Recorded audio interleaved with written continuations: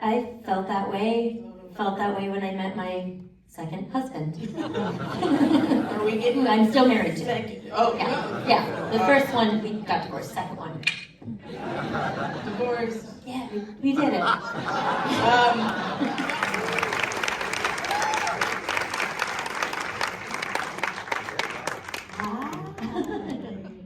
Hi, everybody. Oh, jinx. Oh, so this is the first time that I think they're doing this kind of a thing, this one-on-one with two people, two ladies, two people. Two people, that's right. If that's right. Yeah. I was excited because I absolutely adore Ginny. Same here, same exact reason, same feelings about Quinta. Yes. True. We used to run into each other during the award cycle 2 years ago, was it now? Yes. While Yes. Ginny was winning all the awards from herself. You were winning. You were winning them all. You were really winning them all. Yes, and Yeah. you also were. To me. Maybe other people won, but whenever they announced it, I just heard Ginny's. I feel like that's really nice. I feel like we both did great. We Yeah. We did. And we would chat and congratulate each other. And have a really great time. Yes, it's true. That she's the person I find at the end of a night, and we kind of go into a corner That's right. and comfort each other. Yes, and be normal. And be normal. Human beings together. The award seasons are In a hard. sea of extraordinary experiences and Yes. sparkly people. Yes. And you guys are so somber, but I realized because you just Right. like somber, it really did take me a minute. Yeah, walked in and I was like, oh. The energy. It was, it was the final episode. Yes. Yeah, it was. It was. I'm just gonna like crack the egg, break the shell. Yeah. Wasn't she fantastic?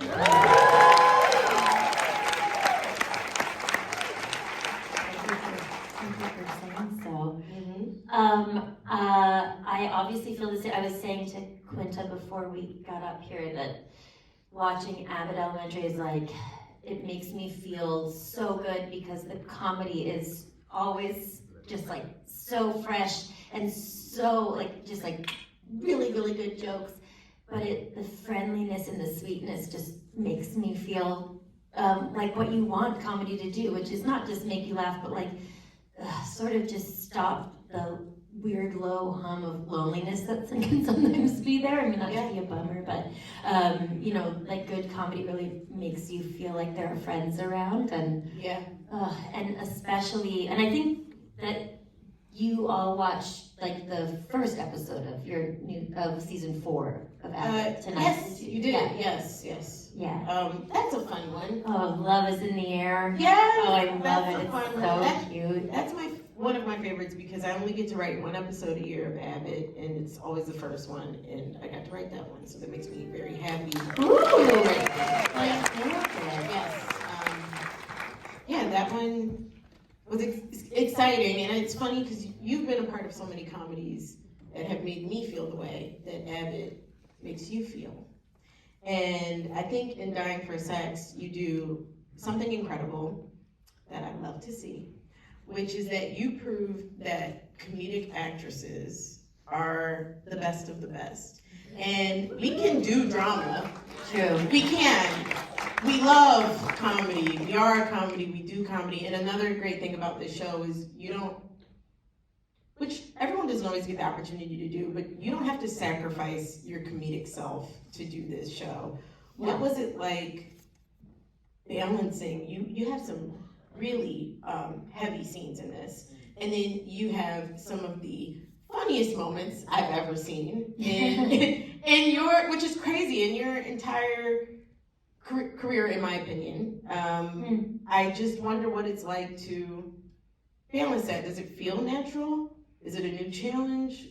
You've done it before in different movies we've seen, but this is a series, and it takes a different level of like honing it. So go ahead, Yeah, no, it does, and also there's like the extra, the addition of like that Nikki is a real person. Yeah. You know, she's like my friend who I know, and she's the person who really lost her best friend Molly, and their relationship was that. So there's that there is that added, I think, responsibility of like wanting to, whatever that means, wanting to do right by them or do it right. But I wonder if you agree with this, but that like one of the reasons why I do comedy is it's just always been my first reaction in terms of how to connect to other people, and then my own perception of how sensitive or extreme I can feel.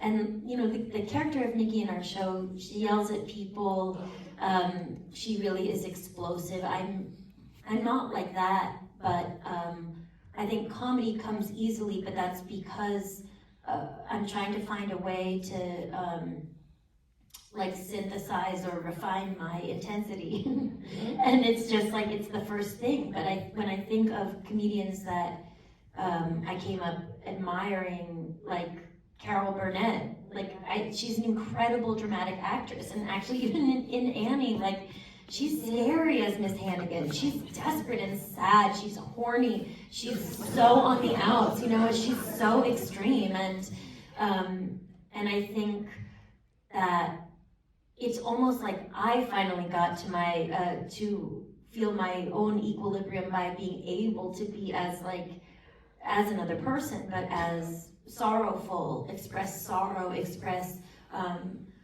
fear, loss, concern, being out of control, anger. Sometimes it's felt that unless I don't know, like, I think I used to feel this way, like, we're more normal, that it would be more accepted for me to express those things. But, like, I'm a funny girl, and, I have to be funny, and, like, nobody wants to see the other stuff, because, like, you're already lucky you're even here, or something, and finally, for me, it just felt like, no, that's actually not how I feel about myself, and it's certainly not what I'm able to do. So it was more like just finally being able to go. I relate to that. Yeah. Really heavily. Can you say more? Because I would love to know. And especially just to say, like, in this episode, Janine's, one thing that you say is like, I've had things not work out, and I just really want this to work out. Yeah. And that moment, I've watched the episode a couple times, but like the first time I watched it, I was like, because I felt that way when I met my second husband. Are we getting? I'm still married to. Second. Oh, yeah. No. Yeah. The first one we got divorced. Second one. Divorced. Yeah, we did it. No, I think that when you are this high five, weird claw. I think that it is. I think when you are a funny girl, something gets put on you. Yeah. As if you can't be anything but funny. But you're funny because, hey man, that's like I enjoy that method of connecting with people. You don't even want to know how dramatic I can get. You don't want to know how dark it can get real fast. And I think it's interesting because our industry is about boxes eventually, and so you kind of want to fit into one. And hang on. You want to keep your work. So it's my dream to get the opportunity to do something like what you're doing. But my boxes come pretty intense, You don't know how many teacher roles I get offered. Like, I don't want to keep playing a teacher, you know what I mean? Or an all-knowing kind therapist, and or just like these different. But it's okay because, like I said, stuff like this inspires me. And you mentioned Carol Burnett. For me, I know it's small, and I don't think I realized it until recently. Watching Whoopi Goldberg be, really funny yet stern with these kids in Sister Act. Oh yeah, like Sister Act 2 in particular. It was because it was like a different layer. She was caring about students, and she got like hard and harsh, and I thought that was like really incredible. I really feel excited by watching people do both, be funny, both funny and dramatic in the same piece of work, which is what I like about this. and I think it shouldn't go unnoticed how wonderful what the display of work, you did a display of range in this. Because you're funny sometimes, I worry that people might be like, oh, Jenny's, she's so funny. Yeah. No, like, she's acting down, and she's also funny. And I think that gets taken away from the funny girl sometimes. It does. It's weird. I'm Yeah. glad and I've been thinking about it a lot because it's like there shouldn't. I think at this point, especially like you and I, like have been both. I think like working at what we do a long time, and there's a pride in like building that body of work, and we were discussing before like choosing when to spend your time being creative. And the more you know yourself, the more you know how precious it is that your specific voice or the way that you can express yourself, like how wonderful that is that, you know, we grew it ourselves. And so it does sometimes make me want to be like, I shouldn't have to, you know, prove like I can do this or that, but there actually is a part of me that I think it's important to acknowledge, like, you know, in order to be a working actor, you do what you are offered for a while. And then also there can be a blend of like, I love comedy, I love doing it, but I think it's a sign of maturity to want to extend oneself, you know? And like, but this job really came out of the blue for me. And I felt like I was waiting for something, but I didn't know when it would come. What's also interesting is one of the co-producers or possibly co-creators, Elizabeth Merriweather, also comes from, I mean, I knew her as creating the show New Girl. Yeah. And you have someone who is now, I also find her inspiring, bounced around Oh yeah. a huge network sitcom to, it wasn't The Drop. The Dropout. It was The Dropout. Yeah, totally. To The Dropout, to this. Yes. Oh man, her range is incredible. She shows it more and more every day. And I'm happy that you guys aren't boxing yourself in and out. She's provided this piece of work for you, saw you, knows your range, and knows what you're capable of. You talked about something earlier, which I haven't had the experience of playing a real person, let alone a real person in such that's the world-ending situation. Yeah. Did you have a lot of conversations with her? I know you said you guys have a relationship now. Did you kind of like want to create your own take as an actress, or did you feel it was important for her to have her input every step of the way? This is such personal work. Yeah, I can't imagine like what it would be like to give my story to someone else, I guess. Like it was just so much trust. And Nikki, she was pretty clear that she was like, you're not being me, you know, you're being like the sort of hybrid created thing that is in the script. But she really, I think my weird first priority was to make sure that I just like wanted her to feel welcome on set. Yeah. Because I didn't want her to feel in any way like mined for her life, and I don't think that there was the potential for that to happen. But it's just kind of like it's like you're staying at someone's house, like you make your bed, and like you know you're respectful in someone else's area, and I think that was like my main priority, but Nikki kept asking me like, "Are you okay?" And it was like kind of a infinity loop of that. I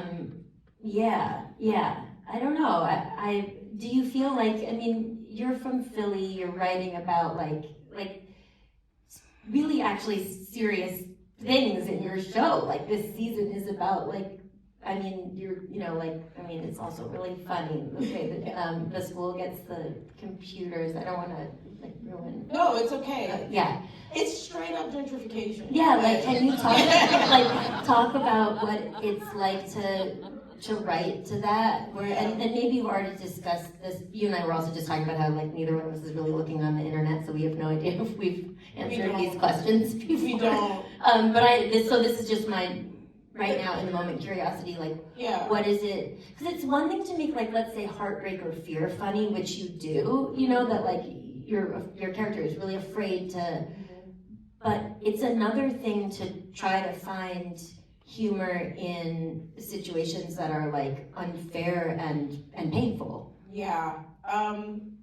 I approach Abbott as both an actor and a writer from this place that people who are in very bad situations, rough societal situations, you know, I watch people where I'm from still laugh.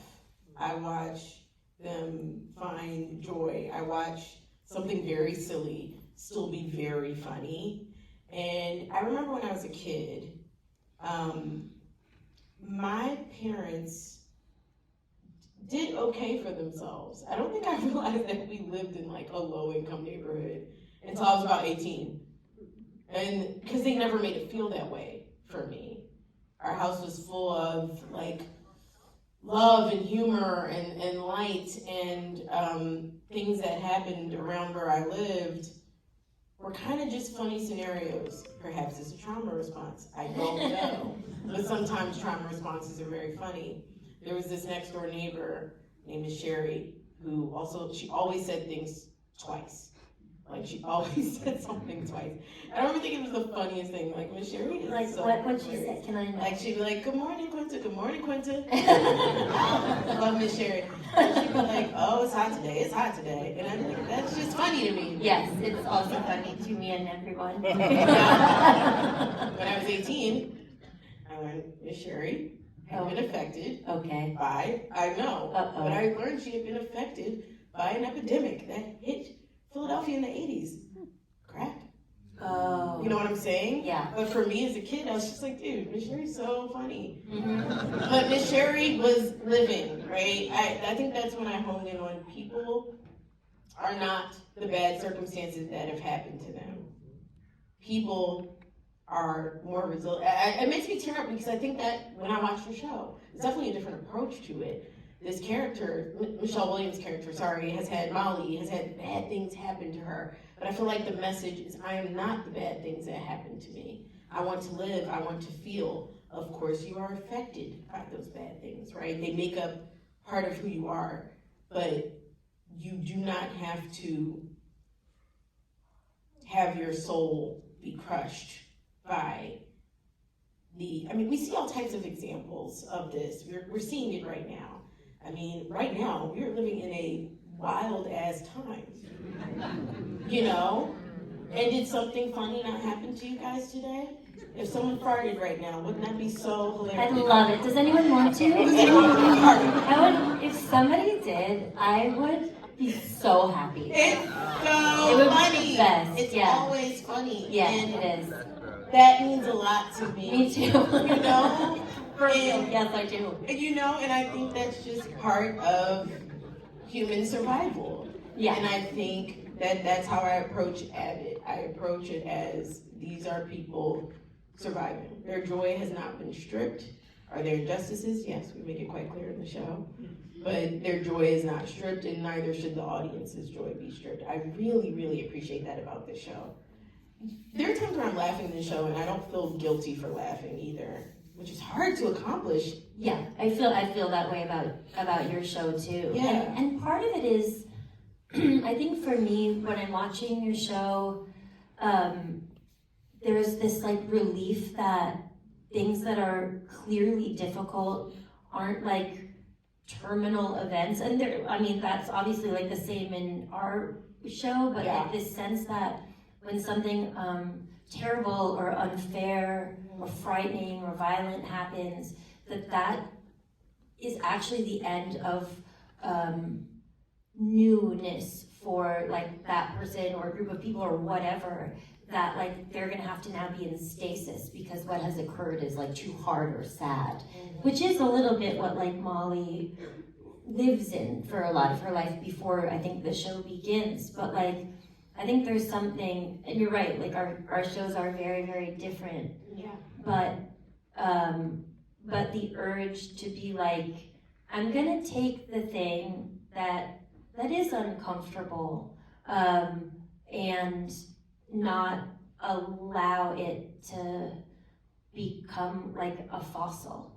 Yes. I'm gonna like just allow for more. That's like the biggest threat is like you can't change, you can't have something different happen to you, you can't ask for something else in your story because the bad thing is so big that it defines everything. And I do think that's what like comedy really breaks down. That's like what a laugh breaks down. It does. Yeah. It's the most universal thing in the world. We can all cry together, very universal, but I think laughing together is just a different emotion. It's just different. I love the feeling of a room erupting in laughter. I don't know, for that one moment, everyone feels like they're on the same page. There's a moment in the, I'm so sorry, I am losing the episodes, but there's a moment where your character, you have this big bag, and and you know, one thing is that's me. I have a big black hole bag, and I'm both embarrassed and really proud of it. I think that bag got me where I am today. Yeah. And the computer, man, you don't know how much my friends have made. They truly like, how do you lose an entire iPad? But it's possible. It is. I just found that's anyway. But you know, I'm scared along with Steve that she can't do this. I am weirdly, totally on his side at that moment, even though I know how the story's supposed to go. And I'm a Jenny Slate fan, and part of me is like, don't fucking talk to her like that. But as someone in the story, I'm like, I might be on Steve's side. This is cancer we're talking about. Yeah. And I just love, it goes back to what you were saying about you can't change, you know, and your character steps up to the plate. I know it's real life, but I need to talk about your performance in displaying that. And you don't sacrifice this really important flightiness of the character from the beginning to the end. Yeah. You don't even it's not even sacrificed in the final episode. She is changed because of the situation, but the person she is, when you're playing with that puzzle with that kid, you know, is still there. Yeah. And I think that's not something that's easy for every performer to achieve. I just have to keep honing in on how you really perform. You know? I think it's important. I'm always going to vouch for you guys knowing that the comedy girls, they do it. Yeah, that's The same. Okay.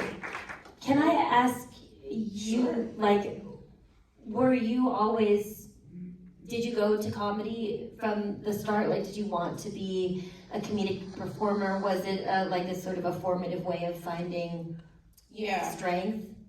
Yeah, I think so. I think I got drawn to it, you know, born in a house where it was really important.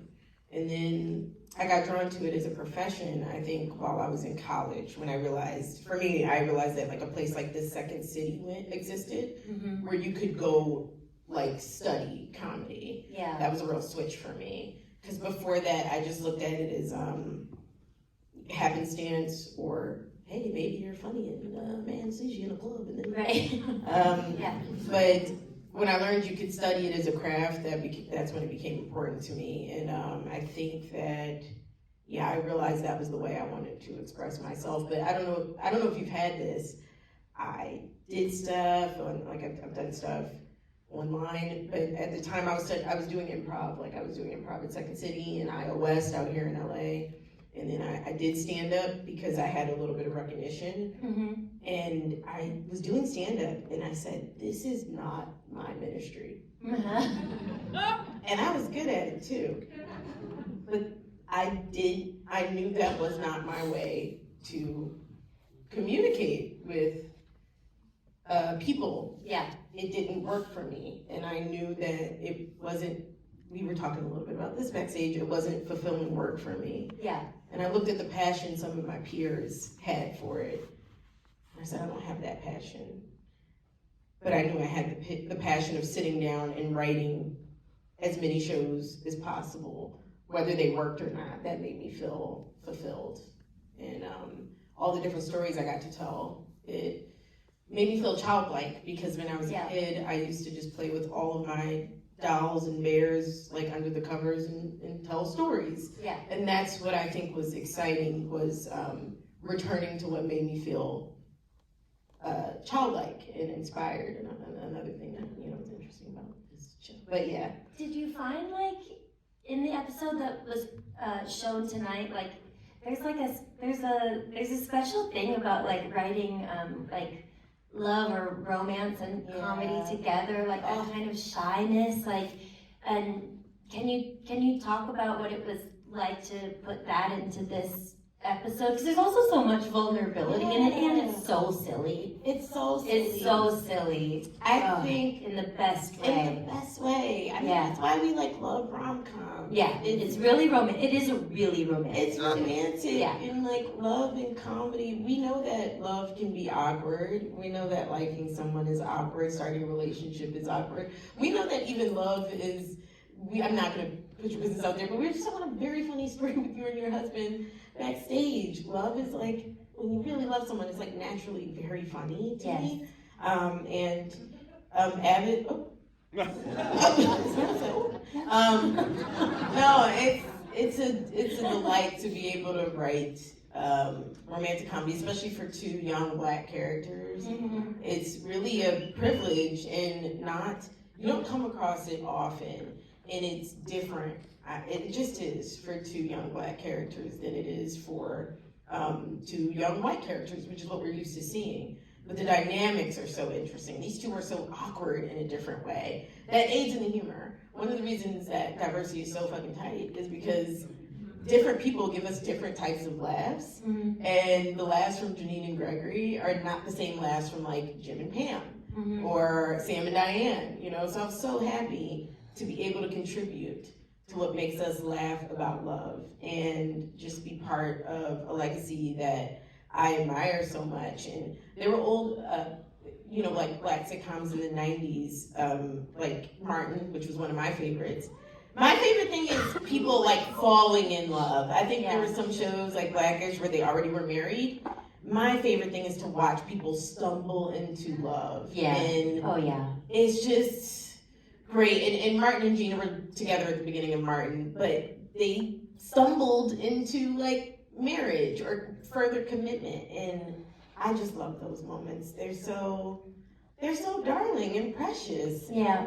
And they make us as the audience feel like we're falling in love too. Oh my God, in your show, and then when you're standing outside and you're like, just don't talk about sex, or don't say sex, and you keep saying don't say sex over and over again, and then it's just so funny. It's like going into a school, you shouldn't say it. You shouldn't say that. And it's just the comedy's so perfect, and you really, the characters as a couple have that really synergy, and it's really propulsive moment, but then you're just I was watching it with such a huge smile, it's so happy. It really is the energy is really installed in there. It just feels, That's what I want for people. I want them to be able to smile, and it helps that the room is dedicated to it, and mm-hmm. Tyler, my co-star, is dedicated to it. Before we even started, he was like, this is what I want to do. This is what I want the world to see. And that makes a difference. Yeah. That leads me to something to ask you.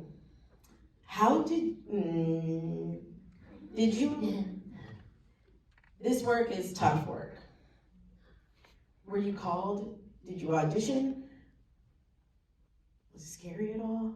I don't know. It's so, were you I want to be part of this. I think about Tyler being I want to be part of telling this story. Yeah. Did this call to you in a certain way? Had something happen in your life, not to get too personal, but that said, I got to be part of telling this? Yeah, I got the script. I heard they were doing chemistry reads. There was a small group of people that were going to read with Michelle. Mm-hmm. And as you know, for most of the year, I live in Massachusetts, or at the time was, and I had a couple days to read the scripts and prepare, and I just was this is what I've been waiting for. Mm-hmm. Because it's hard to, I think, find material with like that incredible blend. And also that's like age appropriate, I guess. Oh, yeah. You know, it's just like, oh, right, these are women, and they're, you know, like, I think Nikki and Molly were like 41 when this happened, you know, and it was like, oh, I'm not like awkwardly pretending to be 33, not that I can't, but, you know, not that it's, you know, like, we can. I feel the same way when people are like 25, I'm like, how old are they also think? Yeah, totally, I'm like, what, sure. But I did feel when I read the script, like, almost a little sad about, like, if I didn't get it, just because I was like, this is so good. Yeah. And I've been waiting for this. I'm so hungry for this. I'm just like, I feel like I've been waiting and like waiting to just like someone let me out and like let me run, you know, and I was willing to wait. And anyway, I took the train from Providence. It was scary. I was really nervous. Michelle Williams is one of my favorite actors. You know, like I met her a couple times, but just in passing.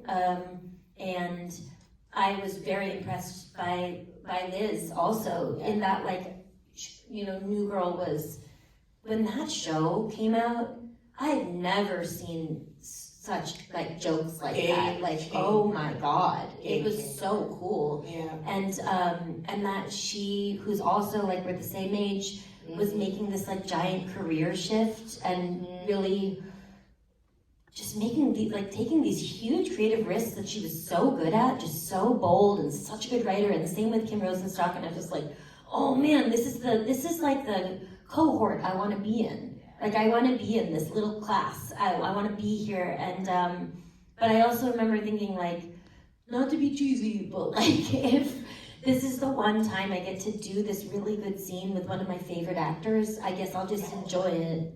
So you know, that's how I felt about it. That is so beautiful. I really was like, well, this might be it. You know, Yeah. I don't know who else is coming. But it's kind of nice going into something like, this might be, I don't know, I'm just here and this is nice and I like it. I remember feeling that way, like making Abbott. Like when you first started? Yeah, or when it was selling, which was a tough time for some, you know, person, and I just was like, this is the best I can do, and I'm so happy I did this. That was such a good feeling. I think it feels like creative euphoria. Yes. To say I don't really care.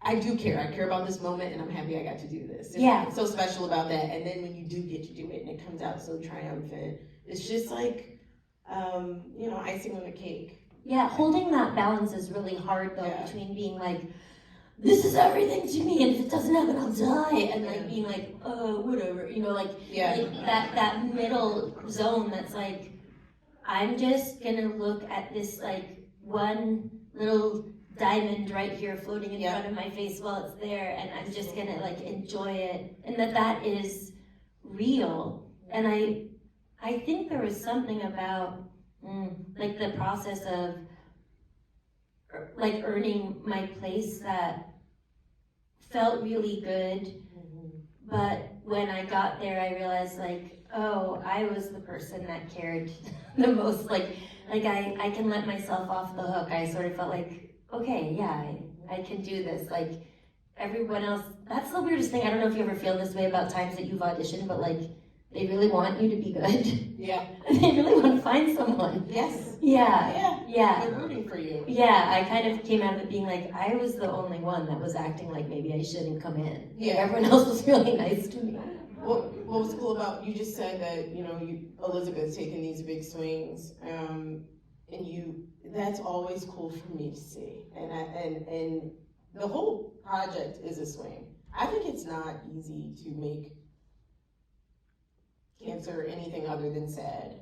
Yeah. I've been affected by cancer many times in my life, and it's sad. It's just the worst. So to be able to, as a production, as a crew, actors, writers, everyone take a swing and it not be a miss is incredible. You know, it's incredible from the comedic front, from the dramatic front.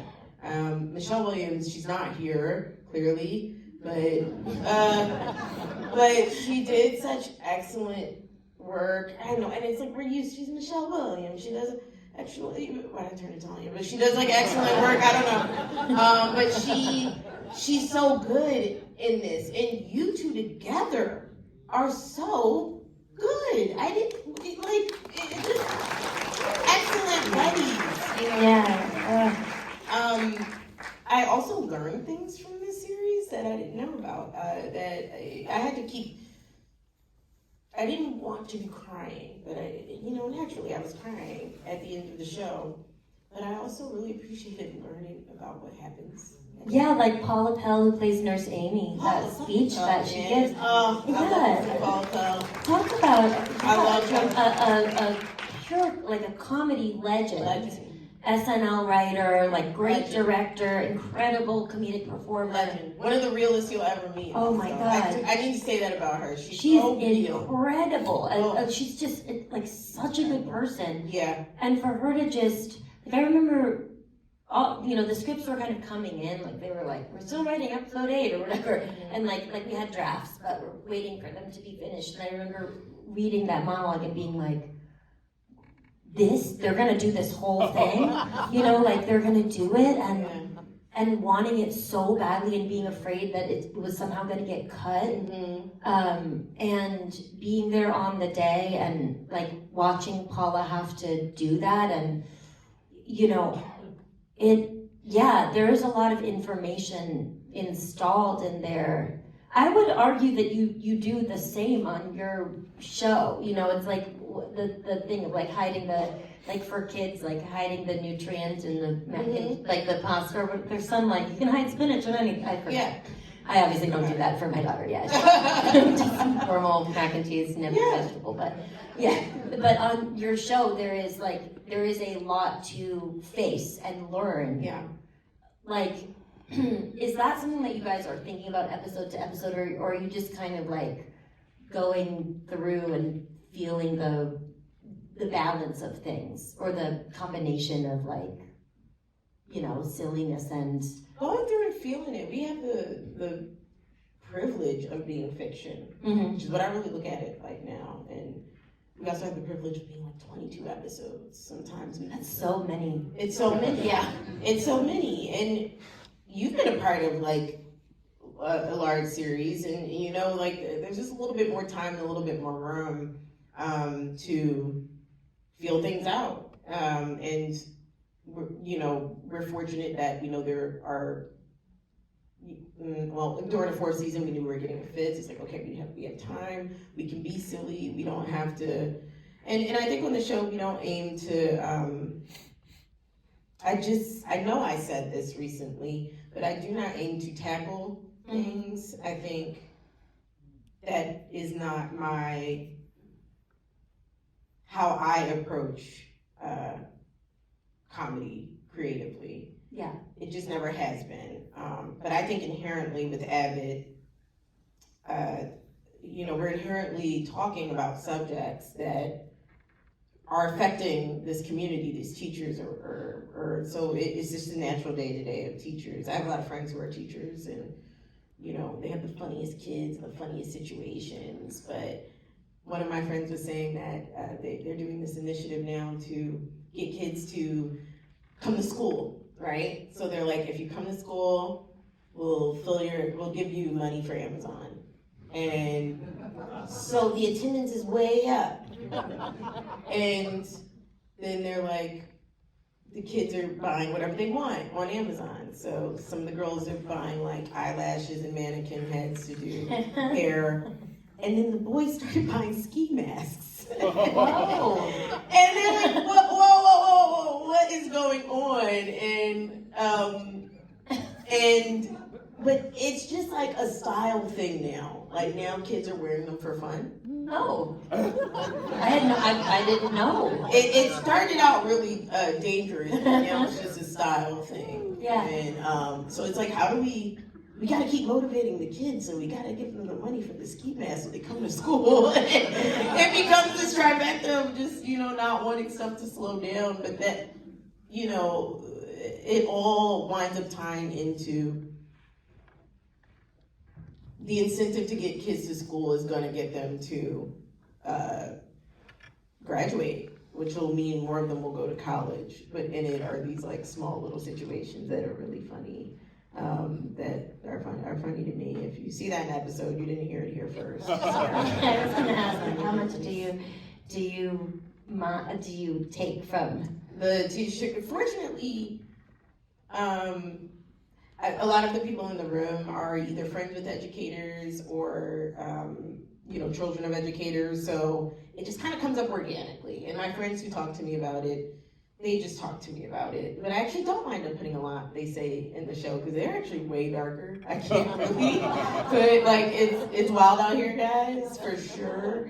But I'm dedicated to being a safe place. I want people to be able to come to Abbott. You know what, it's funny, I want you to be able to watch Dying for Sex and then come like watch Abbott and be like, whew, I want to be that in the TV landscape. I appreciate something hard-hitting and darker or real as much as the next person, but I've made a creative dedication with Abbott to be a softer space for people. And I think that's just as important as anything else. I feel like people really appreciate it. I've had, people, like I said, this work feels close to me because I've had people in my life in the past 5 years die of cancer, and then they're watching Abbott. And that means something to me. So I feel like the dark and the light always go hand in hand. Yeah, I do. And I think like so much comedy is about is people describing how to deal. Yeah.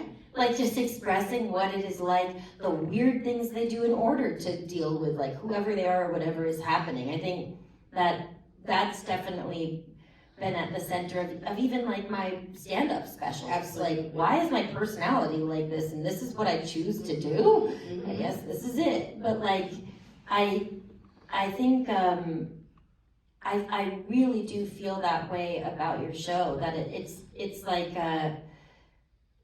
it's without compromise. Like the comedy is as strong as comedy can be, but that relief of like just being happy and laughing. I was laughing at your show and I was saying to my husband, like, I'm not sure like how often I laugh anymore. Ooh. Like that. Like, just because it's just like, it's so important. Isn't it? Yes. And when I was little, like I know I did. Yeah. Like I know you would see a preview for something coming and just get so excited.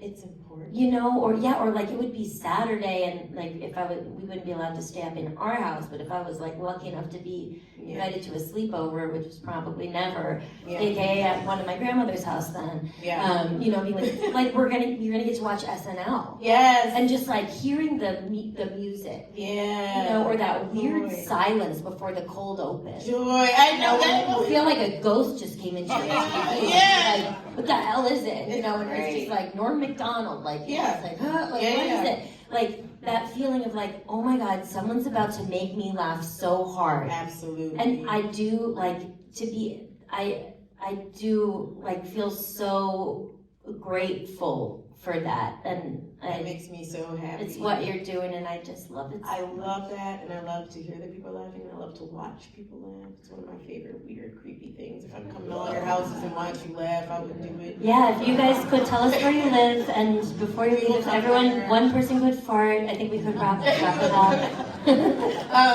Are we, Josh? Oh, we should? Okay. Sorry. Thank you to the DGA and the FYC campaign for allowing me and Jenny to get together. And Thank